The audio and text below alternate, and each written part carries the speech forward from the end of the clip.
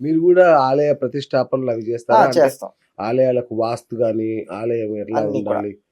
కొత్త ఈ ఆలయాన్ని వాస్తు జ్ఞానం ప్రారంభించడం. అంతా కూడా తంత్రం నుంచి వచ్చిందే.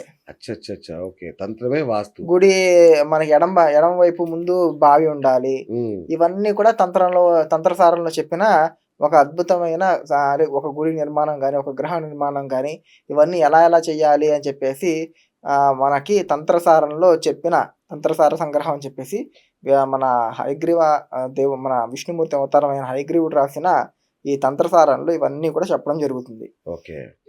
ఈరోజు దుఃఖకరమైన విషయం ఏంటంటే, మహా పండితులైన మన చాగంటి కోటీశ్వరరావు గారు కూడా ఈరోజు ఏం చెప్తున్నారంటే, మీరు వాస్తు నమ్మొద్దు, జ్యోతిష్యం నమ్మొద్దు అని చెప్తున్నారు. అవును. అవి వేదం యొక్క అంగాలు, వాటి కోసమే మనకి జనాలకి అందాలని చెప్పి ఉద్దేశ్యంతోనే ఆ భగవంతుడు రాసాడు. ఎందుకంటే ఆయనకి తెలిసింది ఆయన పెట్టుకోవచ్చు కదా! అవును. దాన్ని గ్రంథం రూపంలో మనకి ఇచ్చిన ఉద్దేశ్యం ఏంటి?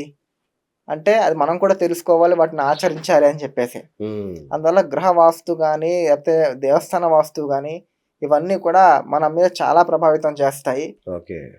అలాగే ఆర్థికంగా గాని, లేపోతే ఆరోగ్యపరంగా గాని, ఈ వాస్తు శాస్త్రం అనేది కూడా మనకి చాలా ముఖ్యమైన పాత్ర పోషిస్తుంది. ఓకే. వాళ్ళ జాతకాలు ఎంత బాగున్నా సరే, వాళ్ళు ఉండే వాస్తు సరిగ్గా లేకపోతే, దాని ప్రభావం అనేది ఖచ్చితంగా వాళ్ళ మీద ఉంటుంది. ఓకే. అందువల్ల జాతకం ఎంత ముఖ్యమో, అలాగే వాస్తు వాళ్ళ అవును. ఆఫీసు గాని, వాళ్ళ ఇంటి వాస్తు గాని, అది కూడా అంతే ప్రాముఖ్యతని పొందుకొని ఉంటుంది.